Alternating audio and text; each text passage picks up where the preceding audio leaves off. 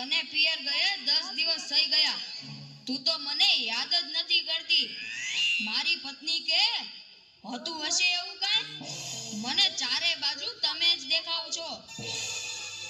તુવેરની દાળમાં, ચોખાના દાણામાં, ઘઉંના લોટમાં.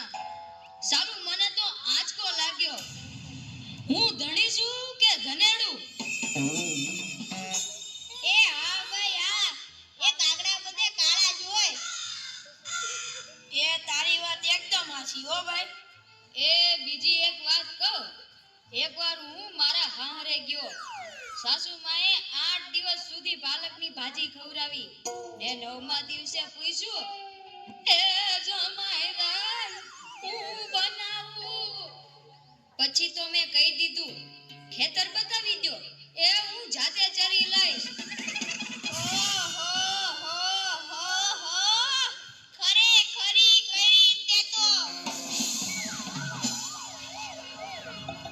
અરે હું હમણાં મારી પત્ની સાથે શાક માર્કેટમાં ગયો તે ઈ મને કહે 2 કિલો વટાણા લાવ. મેં કીધું લઈ લે. એમાં હું પૂછવાનું હોય? તો મને ઈ કે પૂછવું તો પડે ને. આ વટાણા ફોલવાના તો તમારે જ છે ને. યો કરો વાત. અરે બાયુની ક્યાં માંડો છો? આ આજકાલની પડજાઓ પણ જુઓ ની.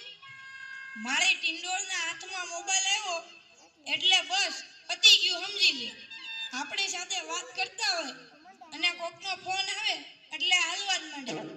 એલા આપણે કાંઈ ખેતરના ઉભેલા સાડિયા છીએ? એને મન તો આપણે એવા જ હોય.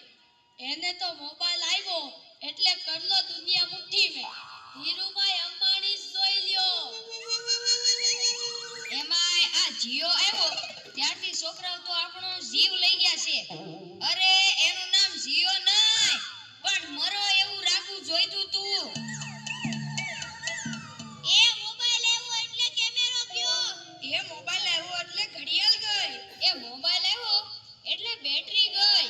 મોબાઈલ આવ્યો એટલે ટપાલ ગઈ. મોબાઈલ આવ્યો એટલે કોમ્પ્યુટર ગયું. મોબાઈલ આવ્યો એટલે નિરાત ગઈ.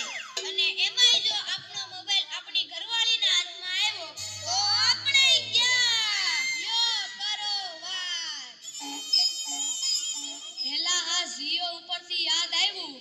તમને ખબર છે હમણાં સુધી પછી પૈસા હાલતા હતા ઈ કોણે બંધ કરાવે ઈ ખબર છે તમને કોઈને? નથી ખબર ને? સરકારે બંધ કરાવ્યા. બીજું કોણ કરે? એ નહીં, ઈ પછી પૈસા એટલે પાવલી. ઈ પાવલી આ જીઓ વાળા મુકેશ અંબાણીએ બંધ કરાવી. એ કેવી રીતે? જો હું કહું, મુકેશ અંબાણીના લગ્ન થતા હતા ઈ વખતે આ પાવલી એટલે ઘણા બધા પૈસા કહેવાય. તે ગોળ મહારાજ ઘડીએ ને ઘડીએ કીધા કરે, પાણીની ચમચી ભરો ને મૂકો પાવલી. ગણપતિ પૂજન કરાવે ને કે મૂકો પાવલી. એક ફેરો ફરે ને કહે મૂકો પાવલી. બીજો ફેરો ફરે અને કે મૂકો પાવલી. તેલા મુકેશને એટલી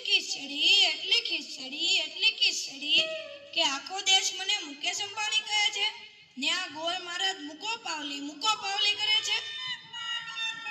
મોટો થઈને આ પાવલી બંધ ન કરાવું તો મારું નામ મુકેશ અંબાણી નહીં. અને જુઓ એણે બંધ કરાવી કે નહીં. અને ઈ મોબાઈલને કારણે છોકરા કાઈ બગડ્યા છે.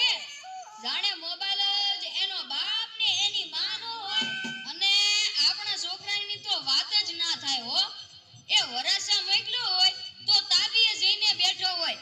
અવેડાના ડાટા કાઢી નાખે એવા હોય. કાલે મેં ઓયલા પહલાને કીધું કે તારો છોકરો પથ્થરના ઘા કરે છે, કોઈને વાગી જશે. પહલો મને કે ઈ મારો છોકરો નહીં, ઈ તો મારો ભાણિયો છે. મારો છોકરો તો તારા બૂટમાં પાણી ભરે જો. એ લાટા પાટા શણગાર કરીને સ્કૂલે મોકલ્યો હોય ને ઘરે આવે ત્યારે પલળેલ કાગડા જેવો થઈ ગયો. મારા ટીનિયાને સાહેબે પૂછ્યું કે 15 ફળના નામ બોલ. ટીનિયો કે એક સફરજન, બીજું એક ચીકુ, એક ત્રીજું પપૈયું અને 1 ડઝન કેળા. થઈ ગયા ને 15 ફળ. લ્યો કરો વાત. અરે આપણા છોકરાની વાત મૂકો તડકે, આપણી જ વાત કરો ને. ઘરે છોકરાનો જન્મ થાય એટલે એની